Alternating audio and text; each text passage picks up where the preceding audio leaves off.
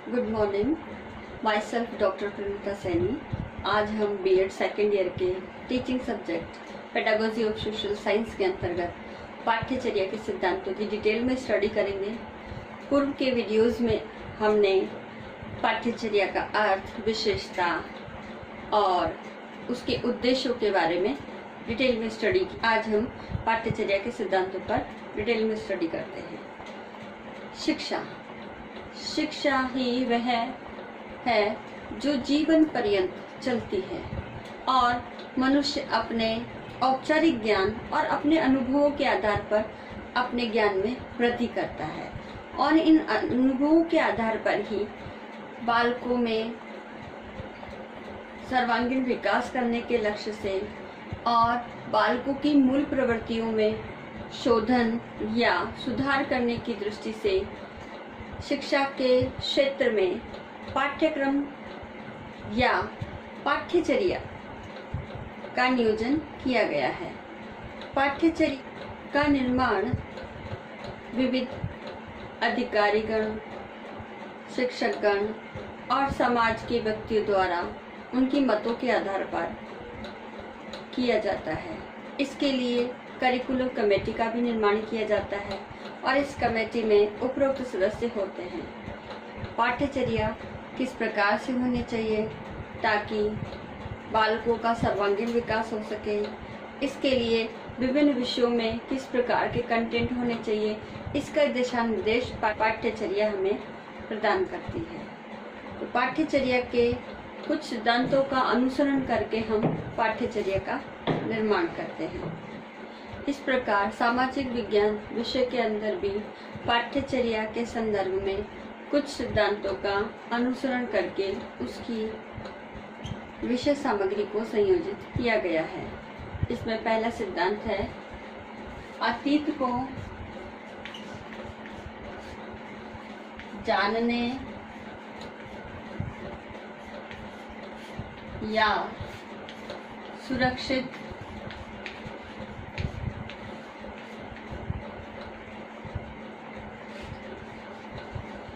रखने का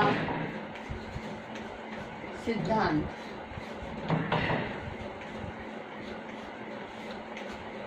भारत का अतीत बहुत ही स्वर्णिम रहा है। यह अतीत ही भविष्य का पथ प्रदर्शक है।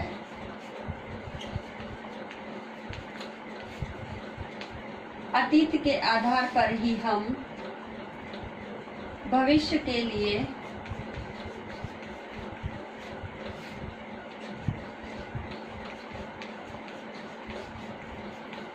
शिक्षा के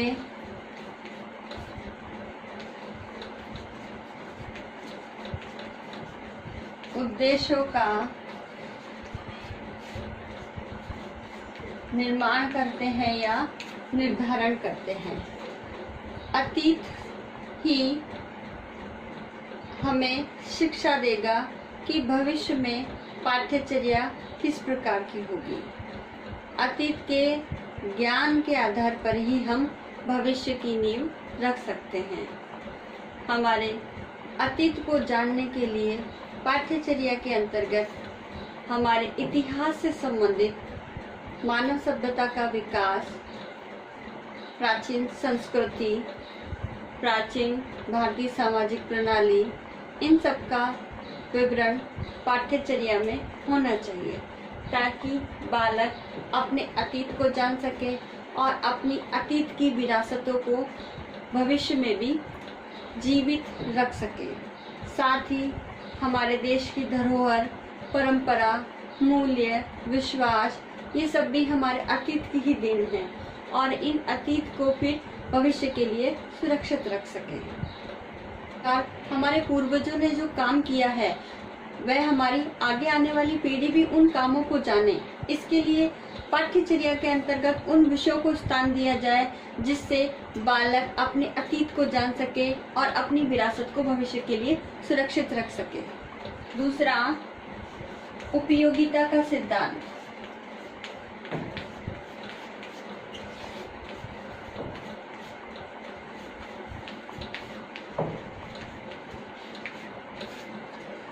पाठ्यचर्या के अंतर्गत उन समस्त विषयों, क्रियाओं का समावेश किया जाए जो बालकों के लिए उपयोगी है, साथ ही जो भविष्य में बालकों के जीवन में काम में आने वाली है। तो उन क्रियाओं और विषयों का उपयोगिता की दृष्टि से पाठ्यचर्या में स्थान दिया जाए और ये क्रियाएं ही बालकों को अपने समाज के अनुकूल अपना आचरण करने के लिए एक जीवन पद्धति, एक जीवन शैली के अनुसार जीवन जीने के लिए प्रेरित करती है। इसके लिए मातृभाषा,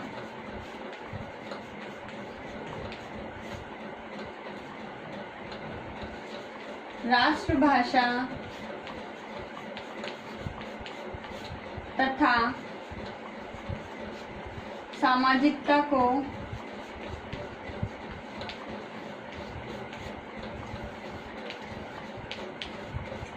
पाठ्यचर्या के अंतर उचित स्थान दिया जाए ताकि बालक इनकी उपयोगिता के आधार पर समाज में अपने उत्तरदायित्व का निर्वाह कर सके। नेक्स्ट है रचनात्मक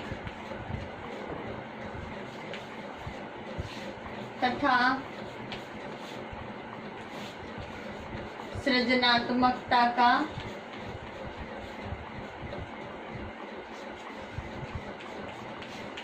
सिद्धांत।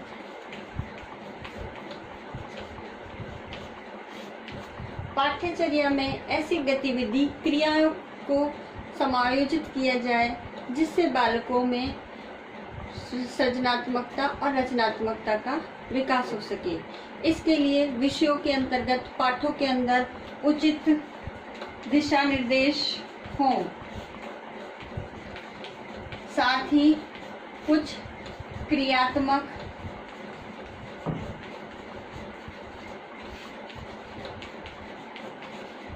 कार्य भी पाठों के अंतर्गत इंक्लूड किए जाएं ताकि बालकों में रचनात्मक और सृजनात्मक क्षमताओं का विकास हो सके। तो इस सिद्धांत का पालन करना पाठ्यचर्या के लिए आवश्यक है कि बालक अपनी रुचि, योग्यता और क्षमताओं के आधार पर अपनी विभिन्न क्रियाओं के माध्यम से, विभिन्न गतिविधियों के माध्यम से अपने अंदर सृजनात्मकता और रचनात्मकता का विकास कर सके। नेक्स्ट है क्रियाशीलता का सिद्धांत।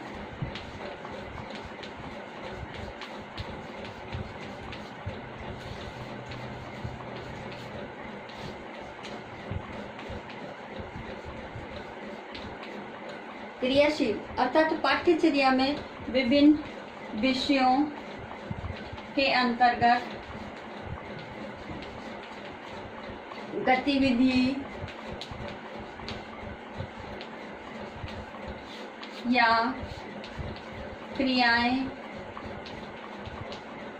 बालकों को असाइनमेंट के रूप में या क्लासरूम कार्य के रूप में या विद्यालय परिसर के अंतर्गत इस प्रकार की गतिविधियां, क्रियाएं का आयोजन किया जाए ताकि बालक अधिक से अधिक क्रियाशील रह सके और सक्रिय रूप से ही क्रियाशील रहकर ही वह ज्ञान को जब अर्जन करेगा तो ज्ञान अधिक स्थायी रूप से बालकों के समझ में आएगा। तो ज्ञान के स्थायित्व के लिए बालकों को क्रियाशीलता के आधार पर हम कोई भी टास्क दे सकते हैं ताकि सक्रिय रूप से बालक उस कार्य में संलग्न रह सके।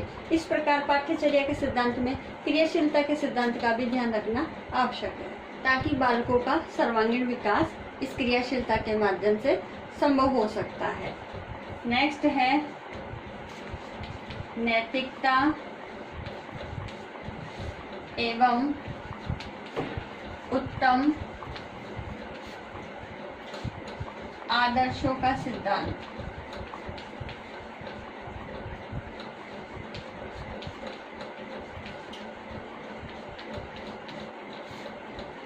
इसके लिए पाठ्यचर्या में इस सिद्धांत का भी ध्यान रखना चाहिए क्योंकि मनुष्य सामाजिक प्राणी होने के कारण उसे समाज में अपने मानवीय संबंधों का निर्वाह करना पड़ता है। तो उसमें नैतिक गुण, मूल्य आदि का ज्ञान होना आवश्यक है ताकि वह अपने जीवन से संबंधित कार्यों गतिविधियों का सही तरह से नियोजन करके और एक अच्छे आदर्श नैतिकता से संबंधित आचरण का निर्वाह करते हुए समाज में एक उत्तम सामाजिक नागरिक बन सके, तभी वह समाज के विकास में और देश के विकास में अपना योगदान दे सकता है।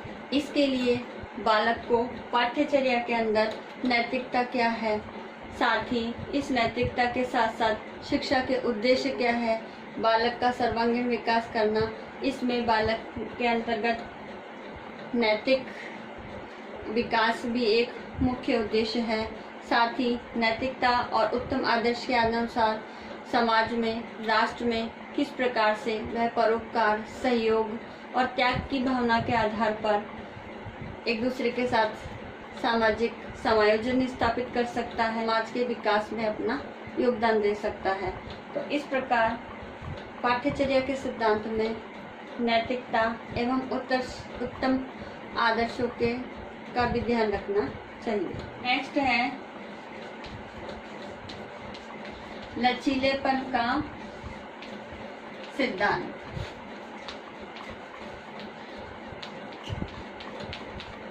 परिवर्तन प्रकृति का शाश्वत नियम है। हमारे देश काल समय के अनुसार हर परिस्थिति निरंतर परिवर्तनशील है। सदैव परिवर्तनशीलता के कारण ही हमारे देश, समाज, इनकी आवश्यकता भी निरंतर बदलती जा रही है। जब पाठ्यचर्या का निर्माण किया जाता है तो कई साल तक हम एक ही पाठ्यचर्या को निरंतर पढ़ते रहते हैं, तो उससे वर्तमान समय की मांग और आवश्यकता के आधार पर वर्तमान समय के लिए वह प्रासंगिक नहीं होती। इसलिए समय समय पर पाठ्यचर्या को परिवर्तनशील होना चाहिए और देश की मांग और आवश्यकता के अनुसार पाठ्यचर्या में नवीन तथ्यों, विषयों और विचारों को समावेश होना चाहिए। नेक्स्ट है इसमें विकास एवं प्रगतिशीलता की प्रक्रिया का सिद्धांत। पाठ्यचर्या में विकास और प्रगतिशील अवधारणा का होना आवश्यक है। शिक्षा विकासोन्मुख प्रक्रिया है और विकास के पथ पर अग्रसर होते हुए ही हम बालक को राष्ट्र के अंदर होने वाले राष्ट्रीय विकास, समाज के अंदर होने वाले सामाजिक परिवर्तनों से अवगत करा सकते हैं, ताकि बालक भी इन परिवर्तनों को, इन विकास को या इन प्रगति के परिपथ को समझते हुए देश के विकास में अपना योगदान दे सके। बालक को प्रगतिशील विचारों से, जो देश के विकास के लिए आवश्यक है, उन विचारों से अवगत कराना आवश्यक है। इसलिए पाठ्यचर्या में विकास और प्रगतिशीलता की प्रक्रिया को अपनाना चाहिए, ताकि बालकों को प्रगतिशील अवधारणा से परिचित करवा सके। नेक्स्ट, अनुभवों की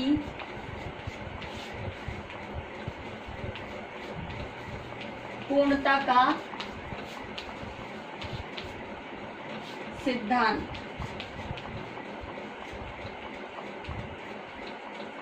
हमारा इतिहास अनुभवों से भरा हुआ है। हमारे देश में जितने भी स्वतंत्रता सेनानी रहे हैं, बुद्धिजीवी वर्ग यानी विद्वान वर्ग है, शिक्षा शास्त्री, महान दार्शनिक है, ये सभी अपने अपने समय के अनुसार अपनी विद्वता रखते हैं। साथ ही हम इनके अनुभवों को अपने पाठ्यचर्या में इंक्लूड करके अपने विद्यार्थियों को उस समय की उनकी विचारधाराओं से अवगत करा सकते हैं, ताकि वह उनके अनुभवों का लाभ उठा सके।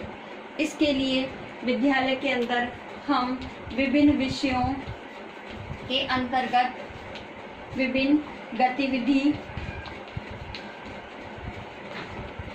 या क्रियाओं के माध्यम से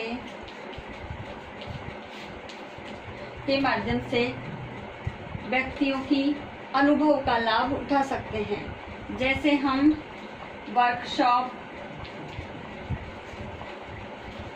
सेमिनार,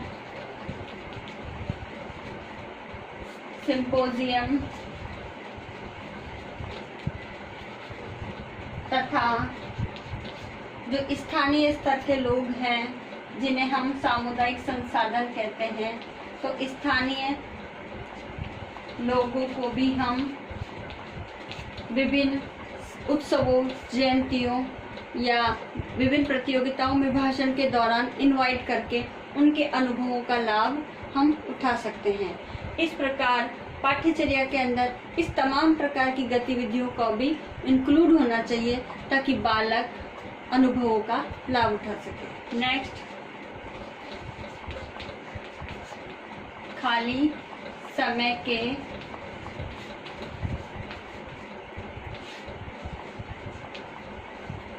सदुपयोग का सिद्धांत। पाठ्यचर्या ऐसी हो जिसमें बालक अपने खाली समय के अंतर्गत विभिन्न क्रियाओं का या विभिन्न गतिविधियों जैसे कि समाज सेवा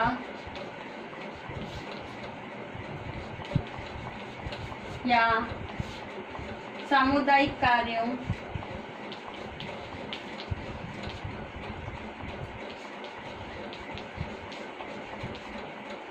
में भाग लेकर इन कार्यों को करते हुए अपने खाली समय का सदुपयोग कर सके, जिससे न केवल बालकों के अनुभव में वृद्धि होगी बल्कि समाज सेवा, समाज कल्याण की भावना का भी उसमें विकास होगा। नवीनता का सिद्धांत।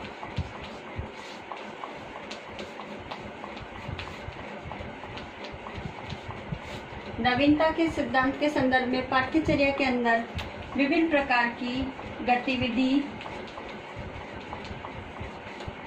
प्रतियोगिता या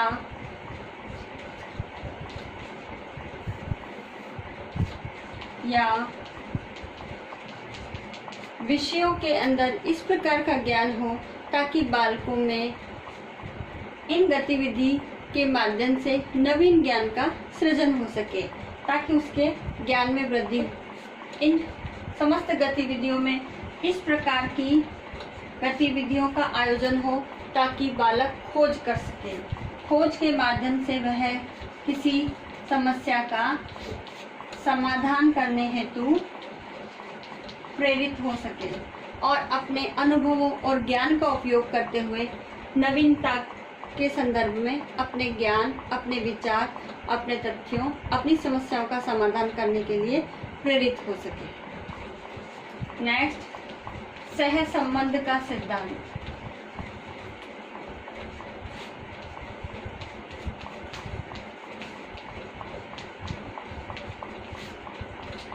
सामाजिक विज्ञान वैसे भी एकीकृत विषय है जिसमें ज्योग्राफी है, पॉल साइंस है, हिस्ट्री है और इकोनॉमिक्स, सोशलॉजी, फिलॉसफी यानी दर्शन इत्यादि से कई विषयों से जुड़ी हुई सामग्री हम सामाजिक विज्ञान विषय के अंतर्गत पढ़ते हैं।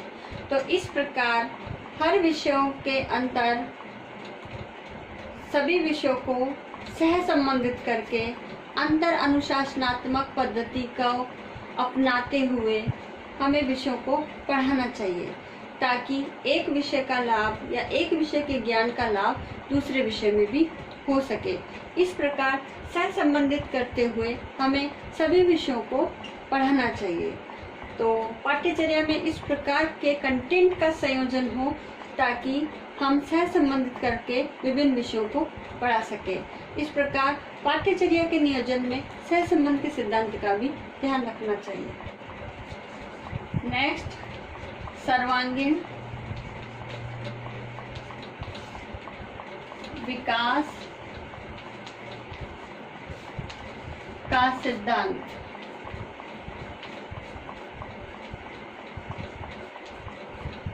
शिक्षा का मुख्य उद्देश्य ही है बालक का सर्वांगीण विकास करना। इस प्रकार पाठ्यचर्या भी इस प्रकार से नियोजित की जाए ताकि बालक के सर्वांगीण विकास के विभिन्न पक्षों, विभिन्न विकास से संबंधित गतिविधियों का उसमें नियोजन हो, ताकि बालक का शारीरिक है, मानसिक है, नैतिक है, आध्यात्मिक है, बौद्धिक है, इस प्रकार के विकास हो सके। इसके लिए पाठ्यचर्या में विभिन्न विषयों और गतिविधियों को संयोजित किया जाए ताकि बालक का सर्वांगीण विकास हो सके। पाठ्यचर्या शिक्षा को आधार प्रदान करती है, साथ ही पाठ्यचर्या शिक्षा के उद्देश्यों की प्राप्ति में सहायक है। इसके अंतर्गत शिक्षण अधिगम से संबंधित गतिविधियों के साथ साथ पाठ्येतर क्रियाओं का भी समावेशन होता है, जो विद्यालय के अंतर्गत और विद्यालय के बाहर भी आयोजित की जा सकती है। तो पाठ्यचर्या का निर्माण करते समय हमें उपरोक्त सिद्धांतों का ध्यान रखना चाहिए। आज का होमवर्क इस प्रकार है कि पाठ्यचर्या किसे कहते हैं, पाठ्यचर्या निर्माण के सिद्धांतों का वर्णन कीजिए।